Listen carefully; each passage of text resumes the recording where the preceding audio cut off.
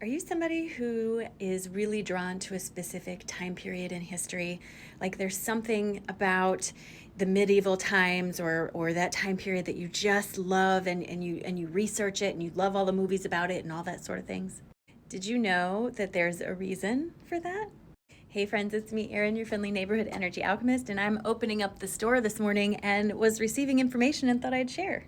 So, in my understanding, if you are drawn to a specific time period in history, it's because you have experienced or are experiencing, because time isn't linear, but for the sake of ease, let's say you have had a life experience in that time period that was very important to you emotionally for some reason, usually because of joy.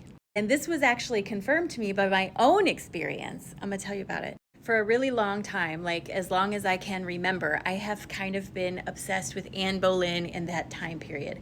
I love the way they dressed. I love the politics of the time. I'm obsessed with King Henry VIII, like really obsessed, like really. Borderline a little bit crazy. And I've been that way since I can remember. Like since I remember learning about it for the first time in school, I've had this obsession.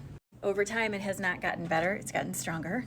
And then like a year or so ago, I actually had a past life regression with a hypnotherapist qualified by her training with the Dolores Cannon technique in the QHHT.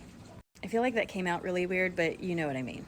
I've actually had several regressions at this point, but this was in my first one. So in this regression, part of the life that I went to was in King Henry's time, King Henry VIII.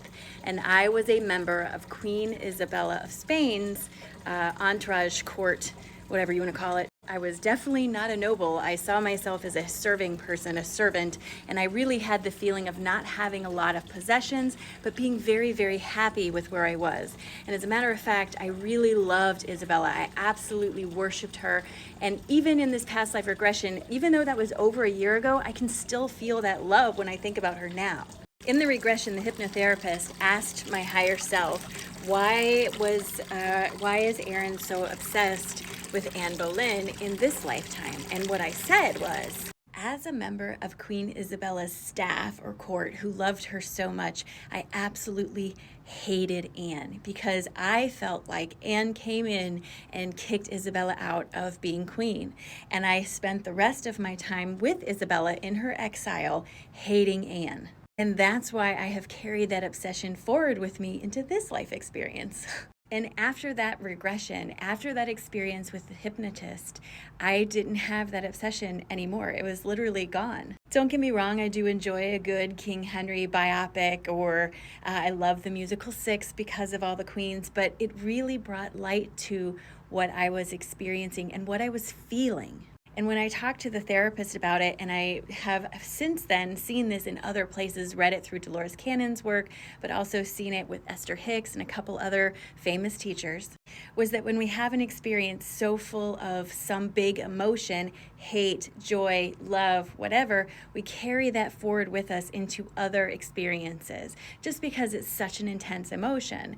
I had the emotion of loving my life there, but hating Anne because I felt like she kind of ruined everything. So if you have an obsession with a time period, maybe be open to the idea that you have a life experience in that area, that there's a reason you're drawn to that place, and maybe indulge that little curiosity a little bit and dig in and see what you find.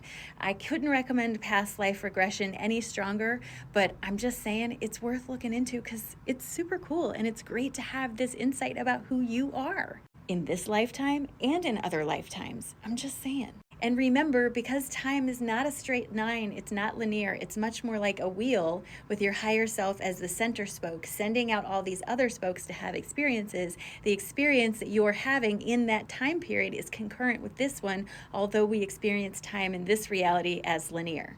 All right, Professor Brown, let's reel it in for the rest of this video. So what time periods are you drawn to? I'm really curious. I want to hear all about it. And as always, it's a beautiful day.